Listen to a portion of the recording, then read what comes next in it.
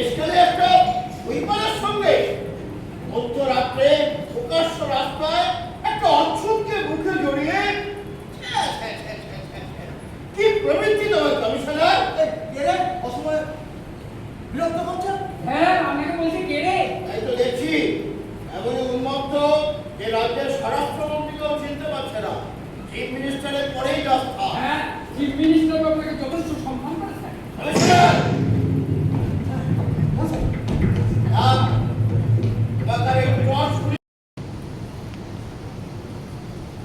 ছোট গর্তটি না বুঝিয়ে তুমি সেটাকে বড় করলে কেন?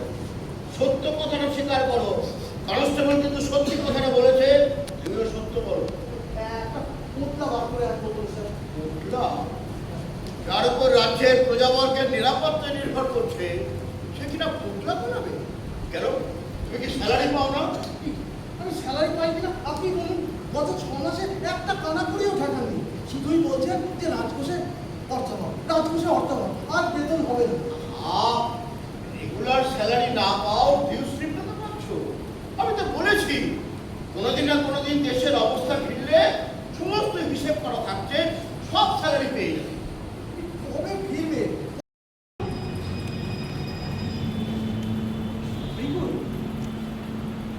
কিন্তু পথ, আমি পথে কেন? তবে কি কাল রাতে মাল গিয়েছিল ম্যাডামে ময়লার সফা করতে কি দেরি হয়ে গেল? না না না, এক্ষুনি যাচ্ছি। এই কান বলছি স্যার, এই না বলছি, আর কোনো মাল ছোব না স্যার। ম্যাডামের ডিসকাস্টিং। এসব কেটে গেল, ওদিকেও কেটে গেল।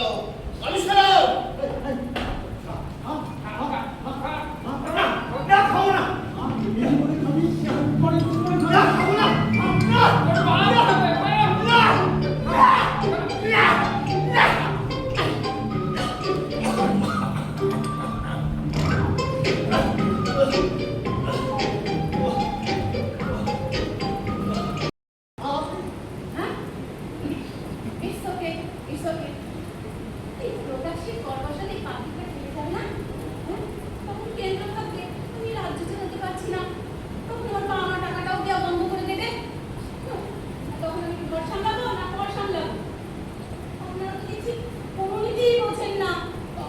ম্যাডাম ওই শুধু শুধু তদন্ত কমিটি বসে কিনা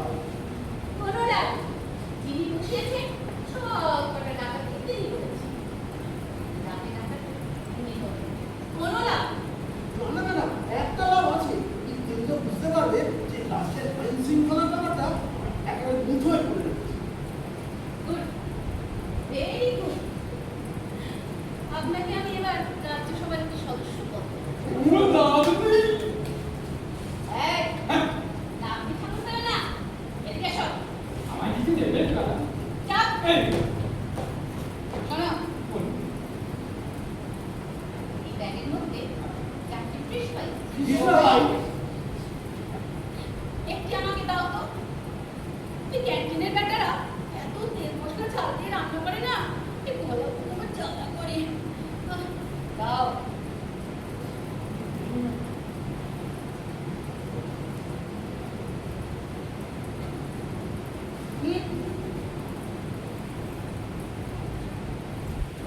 আর ওই কাগজ মিষ্টি হাতে তৈরি